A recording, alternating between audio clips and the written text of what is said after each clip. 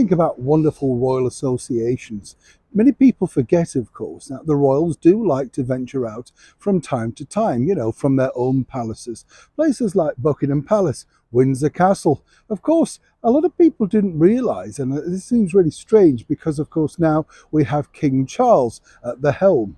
And a lot of people did not realise that apart from Balmoral, there was Birkdale Hall, of course. Now, that is a wonderful place, a private residence of His Majesty the King.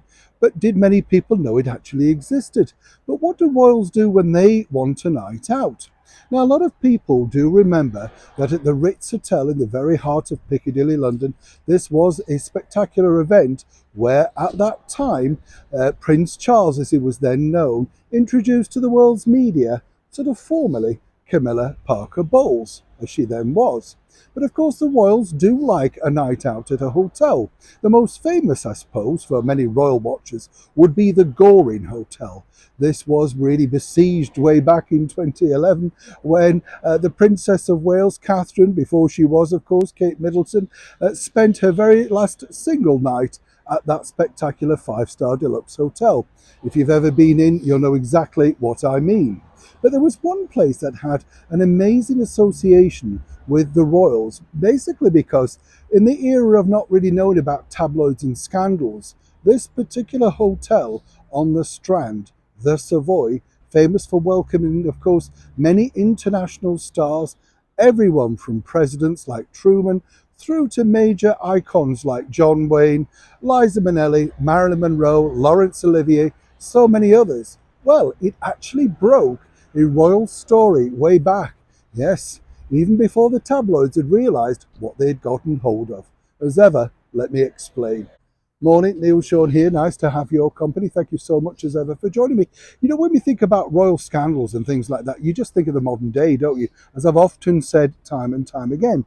But you see, way back in the middle 1940s, in fact, the whole royal family, mainly one of their very first outings after the war had ended, all descended on the beautiful deluxe five-star epic that is the Savoy Hotel in the heart of the Strand. Still going strong today, and of course everybody out there in Chumsland can afford to stay. Yes, of course, I'm expecting you to treat me at the drop of a hat. But here's what happened when inadvertently the royals became the centre of, some might say, a bit of a royal scandal. Let me explain. In 1946, the entire royal family had their very first proper outing together, as I say, since the ending of the Second World War. It was at the quiet private wedding of a war widow to her second husband, a distant relative of the Queen. The reception was held at the Savoy, where the wedding photographer snapped a shot of the chief bridesmaid, then Princess Elizabeth, with a dashing young man in uniform.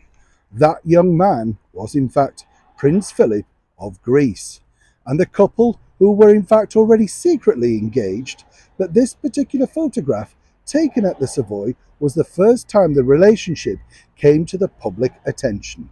That wedding photographer, when you think about it today, would have been able to sell it for millions, would it not, syndication around the world. But it was just basically given out to the media. And it was the media that spotted the fact that this particular dashing, good-looking man in a naval uniform was constantly by the Princess Elizabeth's side. They put a call in to Buckingham Palace, and that's really how the very start of the very public relationship with the Prince Philip of Greece and Princess Elizabeth actually hit the headlines around the world.